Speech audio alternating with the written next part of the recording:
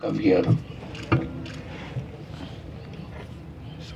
I think last couple of months were extremely disturbing and volatile. I was amazed to read the reports in media and the several voices which branded a entire university as anti-national. This is something which really disturbed me. I just started thinking. There is now new debate on the nationalism. So, I was told that if you don't chant a particular slogan, you would be considered anti-national. That would be taken as a disrespect to the constitution. In my school days, we sang Vande Mataram, we sang Jana Gana Mana, and we said Hindustan Jindabad and many other slogans. I want to give you my own background on this. My grandfather was the president of All India Hindu Mahasabha.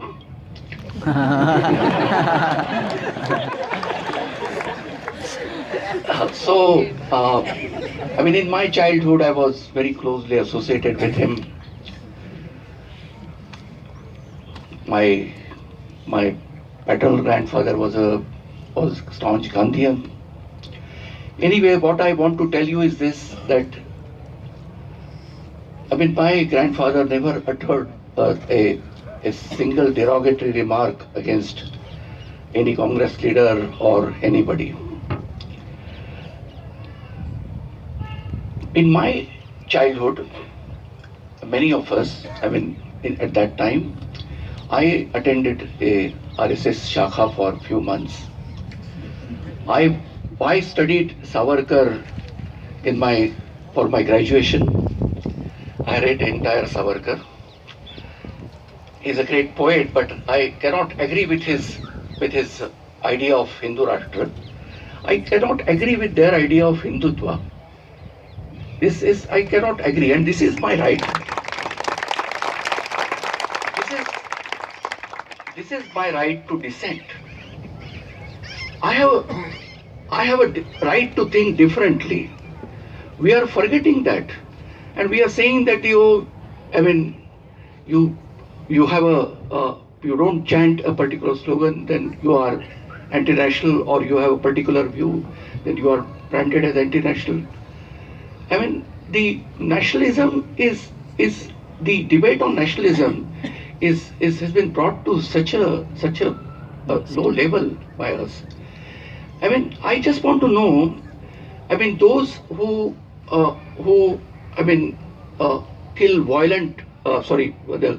kill innocent people in communal violence, those who loot the country, those who are,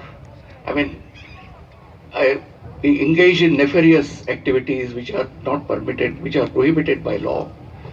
Now, would they be considered national because they chant a particular slogan or just like that? So I would be considered a nationalist if I shout, at the top of my, I cheer Indian team when there is a match between India and Pakistan. When I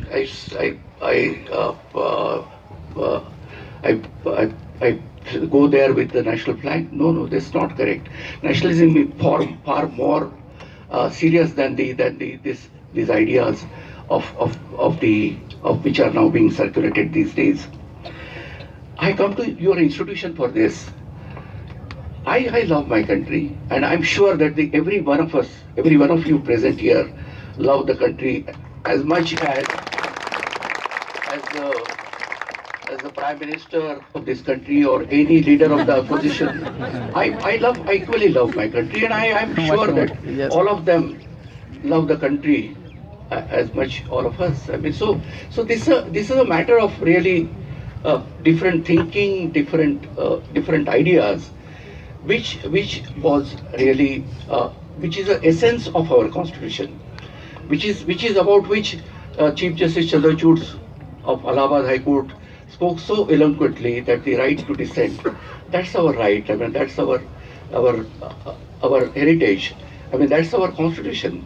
So for me, I mean, it's all Indian constitution is Gita, Quran, or Bible. Everything is in constitution. So therefore, I was disturbed that an institution which is one of the country's a prominent institution is regarded as anti-national by some vilification campaign, and I strongly object to this. Second reason I came here is what happened in Patiala House. But that's the most shameful event which took place inside the court campus, where the not only the accused but the media persons were beaten. And I am anguished by the reason that no action has been taken against them. Yes. Why the courts, either the High Court or the Supreme Court, has not initiated any action against this, against the lawyers who have really. Where is the rule of law in the country where if the just 1 meter away from the Supreme Court, such incident takes place in a court of law? So these are very, I mean, serious issues which we must sincerely think. I mean, I cannot support by any chance that somebody is supporting any activity which is prejudicial to our country, or which is supporting some terrorism somewhere. I mean, but I have an issue. I have issues about I'm in favor of abolition of death penalty. Suppose if therefore I have a view that a particular person should not be executed. That's my view. I'm not saying anything against the country. So we must have that kind of a 19(1)(a) is the greatest gift the Constitution has given to all of us. So we should not allow this to be taken away from this on some ideas of nationalism. Coming then to this particular inquiry,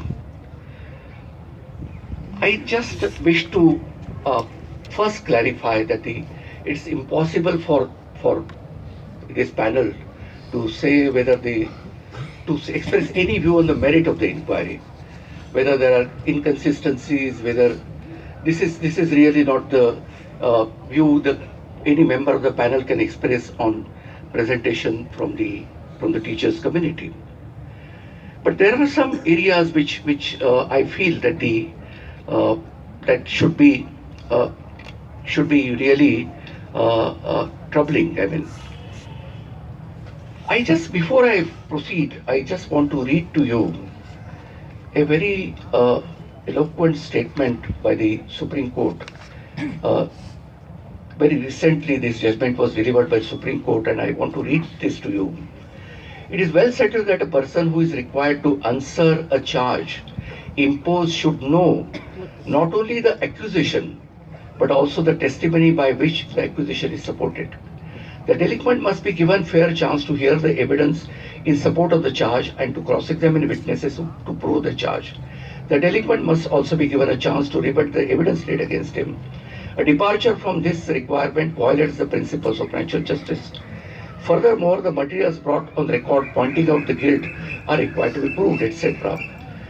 So the very first requirement, I mean, it seems that the first time it is said that this principle of natural justice, it was Lord Byas's observation. I must read. Even God did not pass a sentence upon Adam before he was called upon to make his defense. Adam says, God, where art thou, as though not eaten of the tree whereof commanded thee that thou should not eat. So even the God first said that I'm giving you an opportunity to explain your conduct. So let us start with the first point, which is is sort of a, a contentious issue. I has gone through your rules. There is an elaborate procedure provided under Statute 35 for conduct of the disciplinary proceedings either against the students, members of the staff, or any other employee. Now that's a very elaborate procedure. Now that procedure contemplates that it is ordinarily this is a this is a, ordinarily it should be the chief proctor and two additional proctors. They constitute a committee and they inquire into the matter.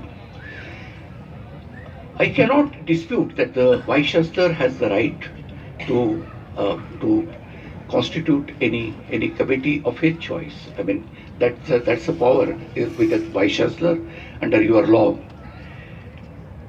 But when you constitute a committee which is different than a committee which is provided by the statute, it is incumbent on the authority to first explain the terms of reference and the processes for such committee. If you are going to constitute a new committee, special inquiry committee, the high level inquiry committee which is now constituted, so it ought to have declared the terms of reference, the norms and procedures to be followed by the committee. That's very important, and that is very closely linked with the issue of principles of financial justice, because the students or any person against whom an inquiry is being conducted is entitled to know what are the charges against him. So what is the process to be followed by this committee? What are the norms? How the evidence is going to be recorded? How the whether the cross-examination could be permitted or not? These are the issues. So therefore, I felt that it ought to have been public domain, that the norms and procedure for such inquiry. Second, I can give you one example. Many years back, there was a case of ragging in ILS Pune, and then it was said that this proctorial committee may not give justice, and finally the dean decided to form a committee. But what was that committee? When you replace the existing procedure, then you must bring in some independent procedure. So what in that case was done by the dean was to invite a very respected retired judge to conduct an inquiry. If you feel that there are serious issues to be tried, then I feel that it should not replace one internal procedure by another internal procedure without making known what the new procedure is. So this could have been done by an independent authority, independent committee. It was possible, but I still respect the Vice Chancellor's power to constitute a committee according to his views. But I feel that it is lacking there somewhere. The second point is, I'm not sure whether the facts given to me are correct, or there might be some other version, because one version of the university administration was given before us, but that's again it's just I mean, as he rightly said, that it was an act. So it's not really their version which is being presented before me or my fellow panelists. But one thing I realized, that if the students had written letters asking for the procedures and they had every right to cross-examine the witnesses. The evidence ought to have been recorded in their presence. They should have been told that this is a particular procedure is being followed, and they should have been called to participate in the inquiry on these terms.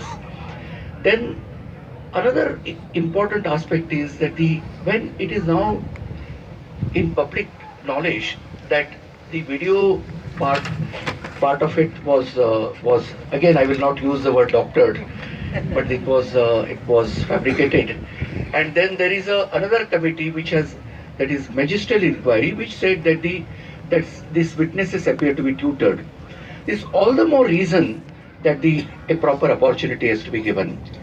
The another important aspect which is missing and uh, I mean, you mentioned, Professor, about that the only a fragment of the report is given to the students. That's not correct. Actually, the entire report ought to have been made available to them and given a fair opportunity to give their reply to the to the